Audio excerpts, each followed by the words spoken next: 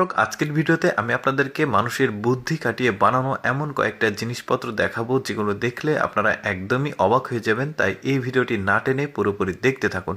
শুরুতেই যে জিনিসটাকে দেখছেন এটা একটা ফিল্টার। এটার কাজ হচ্ছে একদমই ঘোলা পানিকে ফ্রেশ বিশুদ্ধ পানি হিসেবে রূপান্তরিত করা। যেমন দেখতে পাচ্ছেন এখানে ঘোলা পানিগুলো উঠছে, আর এক পাশ দিয়ে ঘোলা পানি উঠছে, আরেক পাশে একদমই ফ্রেশ পানি বের হচ্ছে।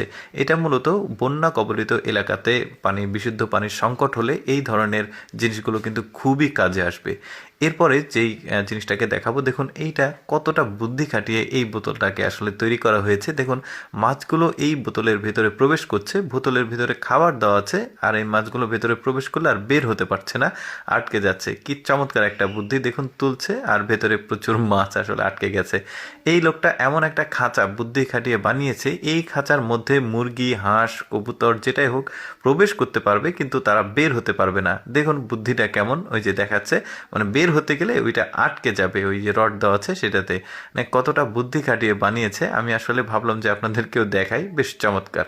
এই লোকটা দেখুন বুদ্ধি খাটিয়ে এমন একটা খাবারের টেবিলের উপর একটা স্ট্যান্ড তৈরি করেছে, মানে ফ্লোর তো প্রতিটা জায়গাতে একটা করে খাবার রাখা হচ্ছে। এখন এটা ঘুরবে, স্পিন করবে, আপনার যেটা পছন্দ আপনি সেটা নিয়ে এখান থেকে খেতে পারবেন।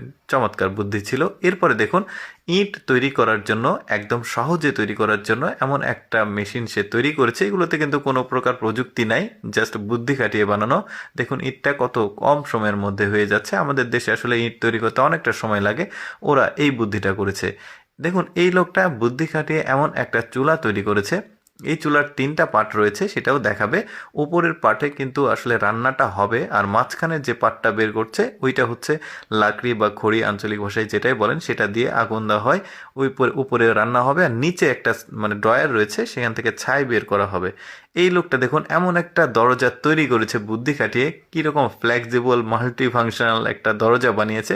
বেশ চমৎকার লাগছে কিন্তু দেখতে, দারুণ কিন্তু। এরপরে দেখুন এটা একটা রাইস কুকার, যদিও এটা ইলেকট্রিক, বাট আমার কাছে একটু এক্সেপশনাল মনে হয়েছে, কারণ এটা একদমই আলাদাভাবে রান্না হয়। দেখুন এখানে সুইচ আছে, এখানে রান্না হচ্ছে। দেখুন ওই যে ভাতের মাড় বলা হয়, ওইখান থেকে ভাতটা অটোমেটিক তো হওয়ার পরে উপরে পৃথক হয়ে গেল। বেশ চমৎকার কিন্তু আসলে রাইস কুকারটা, আপনারা দেখে বুঝতে পারলেন ব্যাপারটা আমি বর্ণনা দেওয়ার চাইতে। এই লোকটা দেখুন ওই যে ড্রিল মেশিন আছে, ওইটার আসলে বিকল্প তৈরি করেছে একদম হাত দিয়ে। কত চমৎকার একটা বুদ্ধি! দেখুন কাঠমিস্ত্রি যারা আছে তাদের জন্য আসলে এটা খুবই উপযোগী। দেখুন প্রতিবন্ধী যারা রয়েছে তাদের জন্য আসলে বিশেষ একটা সিঁড়ির লিফটের মতো তৈরি করা হয়েছে। সিঁড়িটা অটোমেটিক রিমুভ হয়ে যাবে, আর এই লোকটা কিন্তু অটোমেটিক উঠতে পারবে। তো দর্শক, আমি সবসময় চেষ্টা করি আপনাদের জন্য কিছুটা ব্যতিক্রম ভিডিও উপস্থাপন করতে। এরকম